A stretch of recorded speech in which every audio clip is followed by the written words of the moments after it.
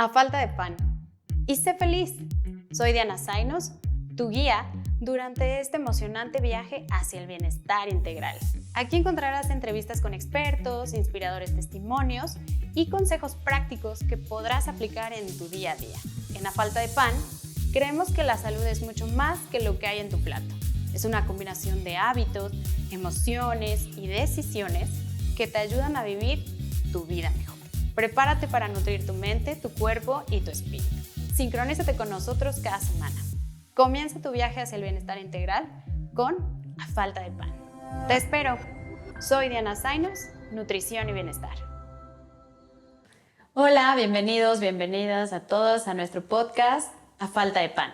El día de hoy vamos a tener un episodio que me encanta, la verdad este tema me apasiona muchísimo, síndrome de ovario poliquístico, y tenemos a una invitadaza que es nuestra doctora ginecóloga de cabecera, Liliana Martínez Torres. Bienvenida, Liliana. Muchas gracias, Diana, gracias por la invitación. Qué bueno que aceptaste nuestra invitación. La verdad es que este tema, como estábamos platicando hace rato, es algo que cada vez surge más y más en consulta, entonces es necesario hablar mucho de esto. Pero antes de empezar me gustaría que nos dijeras, Liliana, ¿cuánto tiempo llevas en este tema de ginecología?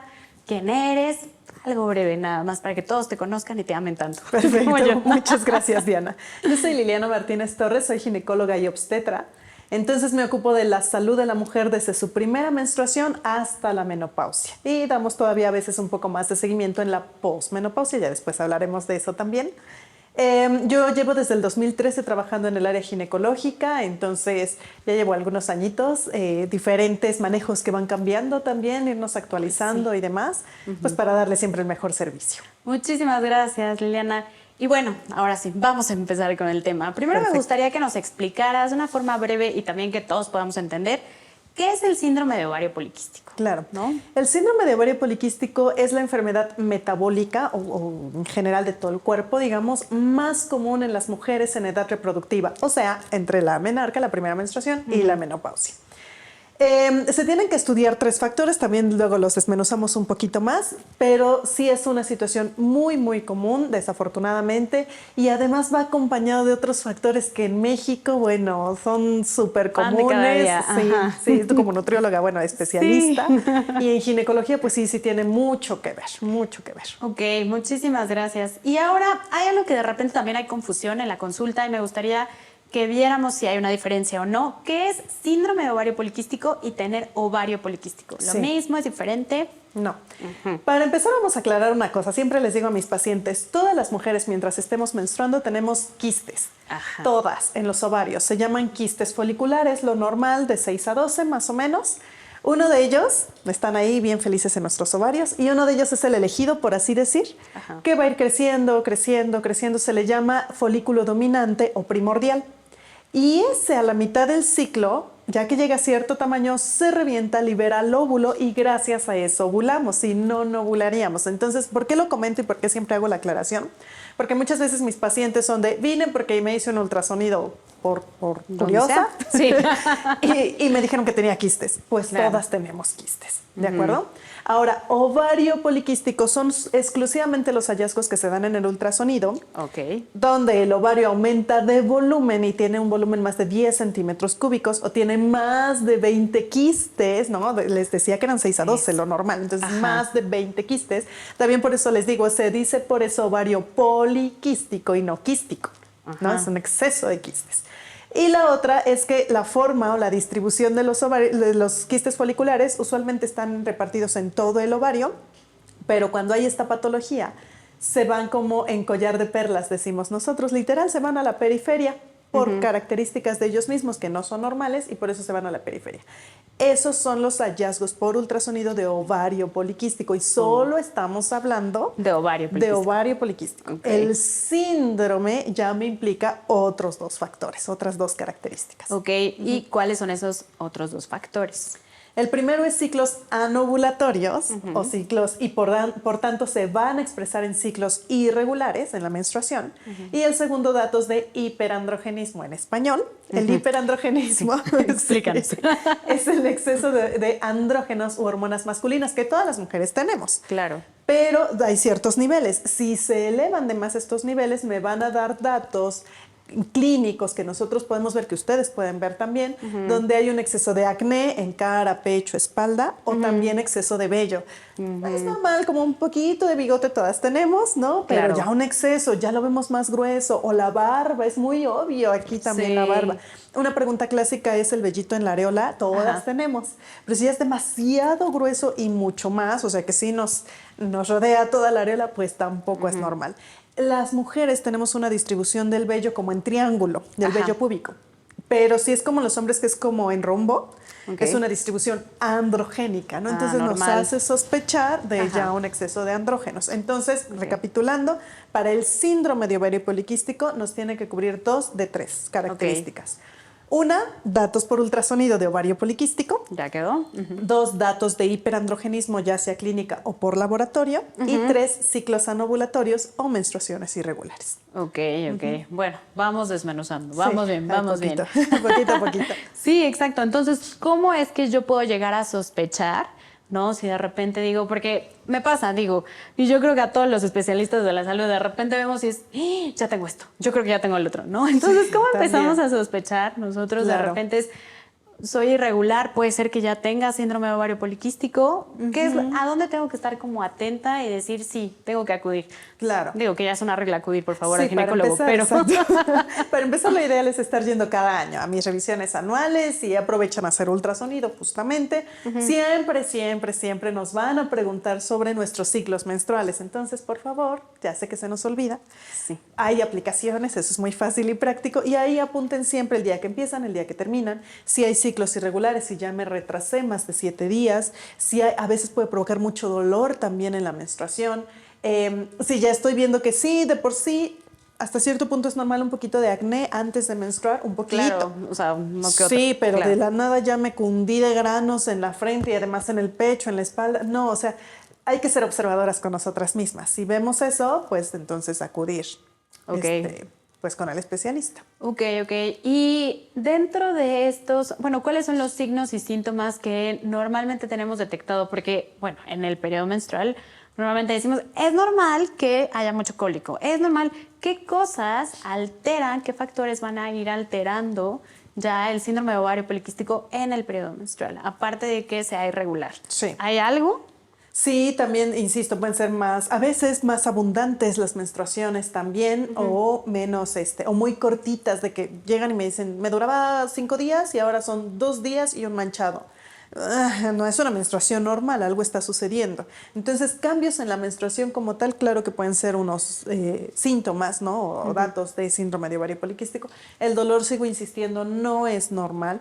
Si nos inflamamos, sí hay cierta molestia, no estamos como tan al 100, pero no un dolor incapacitante. Tenemos mucho esa palabra en medicina, ¿no? Claro. O sea, un dolor que no te permita hacer tus actividades, que yo les digo a mis pacientes que te tiren la cama, que ya te haga no retorcerte. Eso, ¿de dónde? ¿Quién nos dijo que eso era normal? Bueno, desafortunadamente sí, muchas pacientitas llegan, es que mi mamá es igual y me dijo que era normal. No, la menstruación no se tiene que sufrir, no. Ok. No. Y es verdad que debido a este síndrome de ovario poliquístico puede haber una mayor acumulación de grasa. Sí, por supuesto. ¿Por qué sucede? El síndrome de ovario poliquístico se subdivide porque hay como varias variantes, valga la redundancia. Y alguno de ellos se acompaña de otra enfermedad que se llama resistencia a la insulina, que es un tema muy amplio. Sí.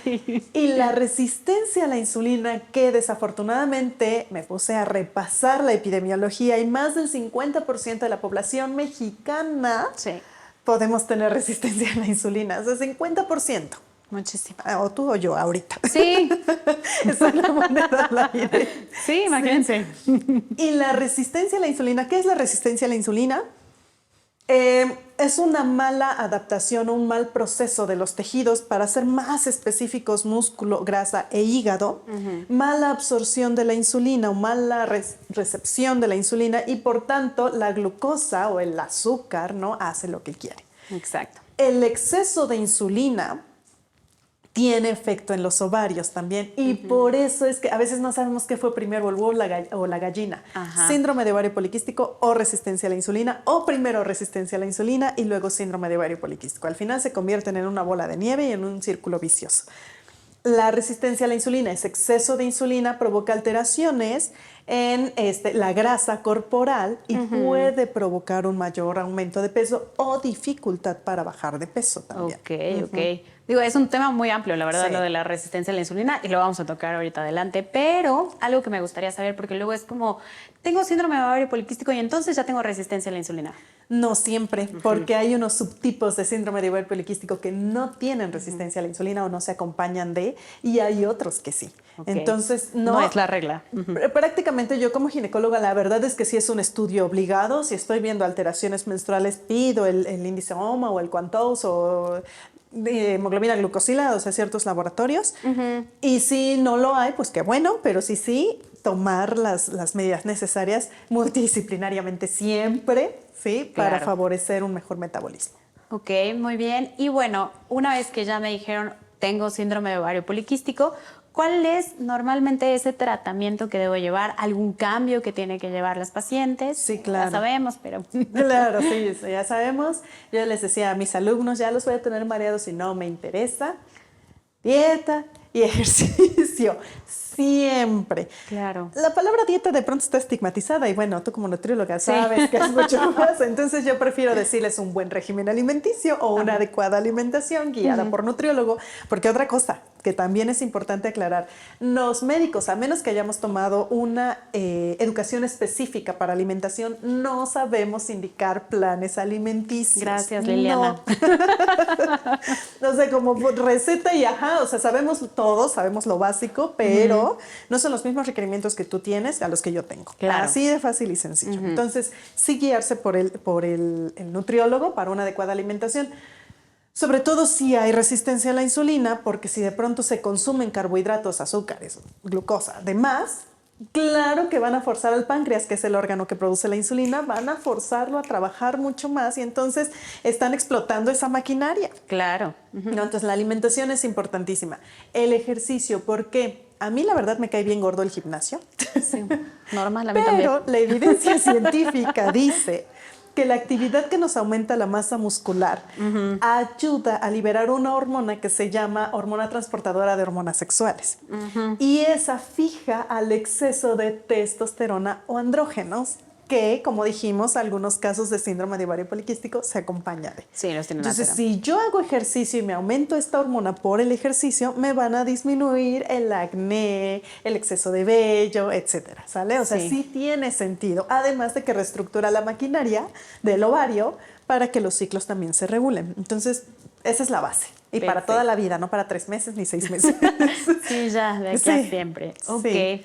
¿Y te mandan anticonceptivos también para tratar el síndrome de ovario poliquístico? ¿Son de regla? ¿No son de regla? No son a fuerza.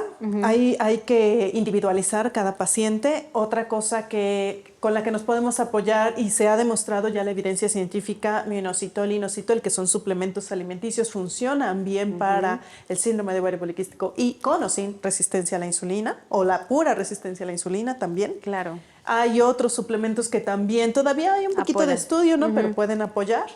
Y dependiendo de cuáles sean los síntomas principales, ¿no? Pero sí, por ejemplo, a veces nos apoyamos por anticonceptivos hormonales combinados. Sí. Okay. ¿Por qué? Porque tienen 2 hormonas, entre ellos el progestágeno o los progestágenos, y algunos de este grupo tienen poco efecto androgénico o antiandrogénico. Entonces, sí, es algo como muy marcado y no tenemos otras opciones porque sí las hay. Ok.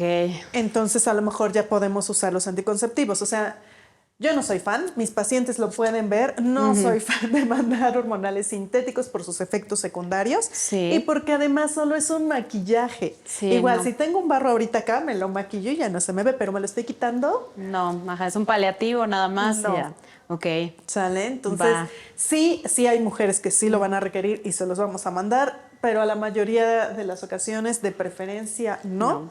Porque a veces hasta empeoran ciertos factores. Ya, muchísimas gracias, Liliana. De verdad es que este tema es amplio y como se va conectando con más cosas y la resistencia, entonces vamos poco a poco. Me encantó, muchísimas gracias. Entonces, recuerden, es importante acudir al médico ginecólogo, por favor, una vez al año. Ahí podemos detectar de manera oportuna todo lo que podríamos evitar, porque si no lo tratamos, híjole, sí puede haber consecuencias graves, ¿no?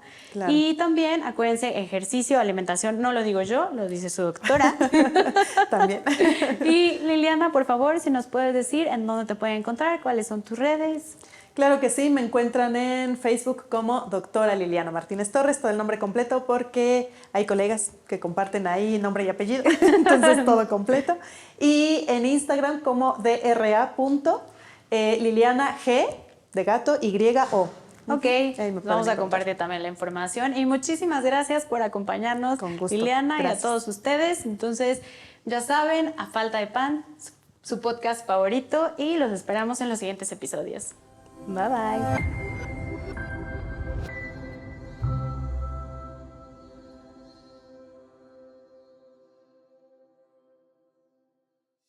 Esta es una producción de videopodcast.mx.